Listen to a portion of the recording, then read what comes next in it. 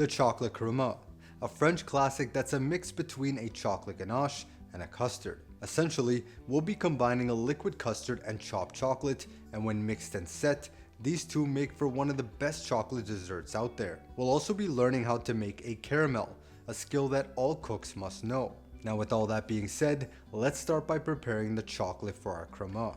So first, we'll begin by cutting 125 grams of dark chocolate, and of course, as you know by now, we'll line this all up before we chop.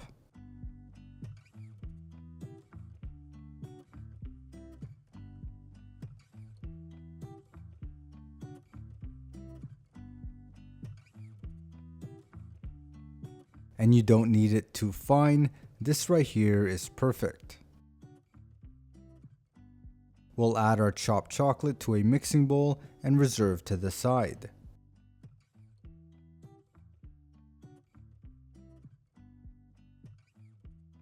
Next, I'm going to separate some egg whites from the yolks, and the technique we use in professional kitchens is to crack the egg in your hand. Then keep your fingers open slightly to let the whites seep through.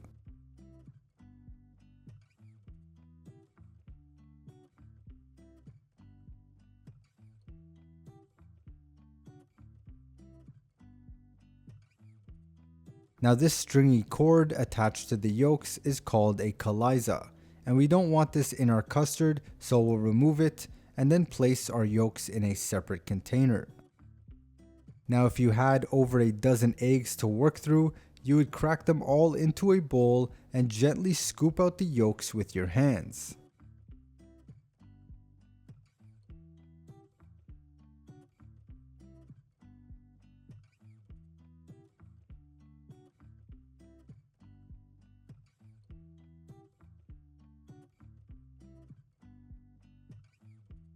We don't need these whites, so we'll place in the fridge for later use. Next, add the yolks in a mixing bowl, then pour in 2 tablespoons of sugar and 1/8 of a teaspoon of salt. We'll whisk until the eggs are smooth and the sugar has been fully combined.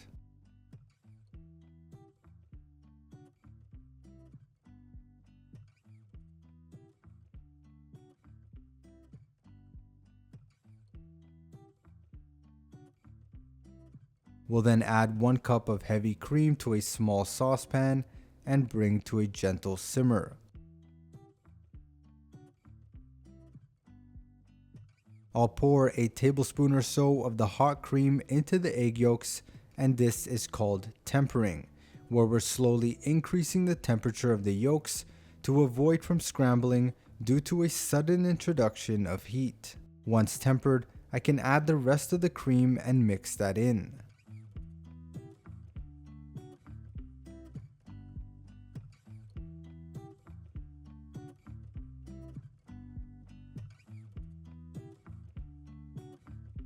Lastly, I'll whisk in half a teaspoon of vanilla.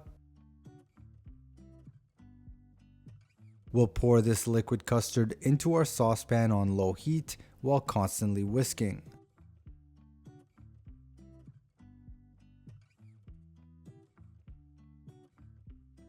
Now we want our mixture to thicken, but not so much that it becomes a thick custard.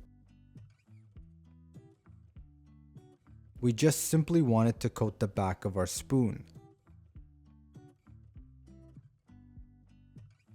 We'll strain into our chopped chocolate, then gently mix until it all comes together.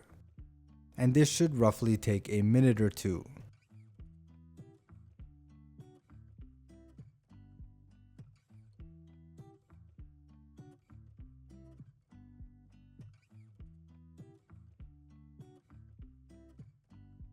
And there's our velvety chocolate custard.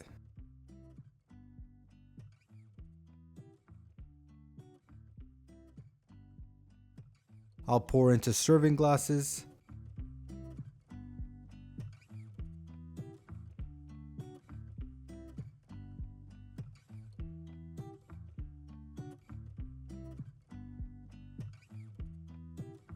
Then we'll tap them onto our bench to remove any air bubbles.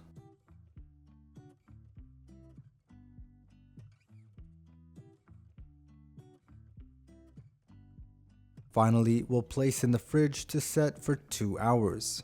Next, we'll make our salted caramel, so into a large fry pan, add 3/4 of a cup of sugar,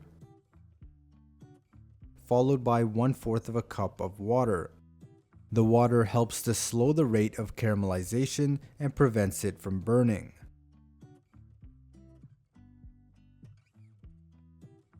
We'll bring this to a simmer and let this bubble until you begin to see the color turn a light amber.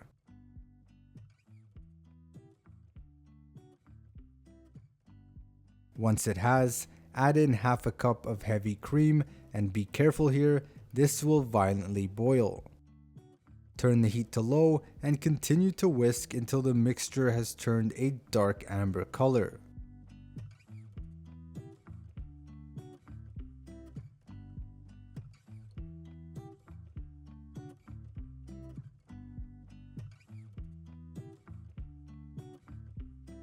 We'll then toss in 5 cubes of butter and mix that in.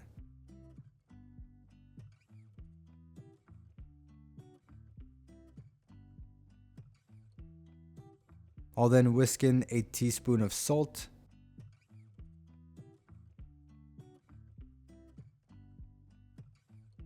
I'll add some more butter, and you can adjust this depending on how rich you like it.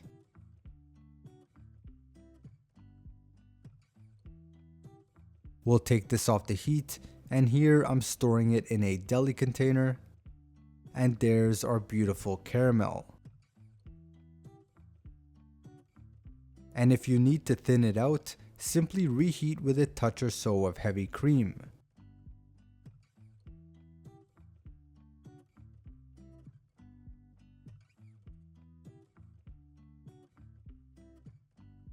Next, for our garnish, we'll bake some hazelnuts at 350 degrees until golden brown.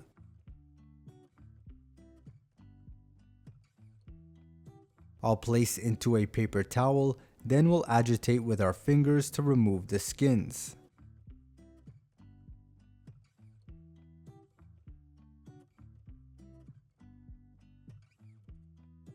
And here's our skinless roasted hazelnuts.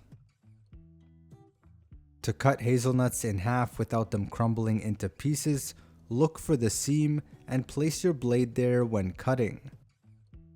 And there we are, perfectly sliced hazelnuts.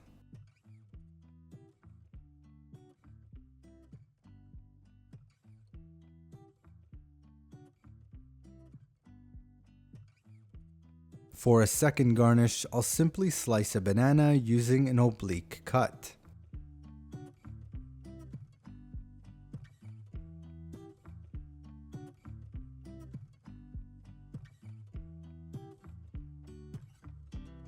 I'll pour in the caramel so it's evenly distributed over our chocolate.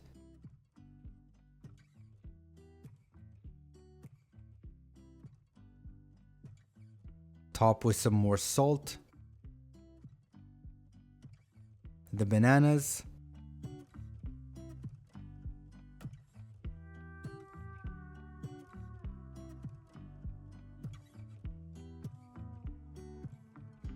and hazelnuts.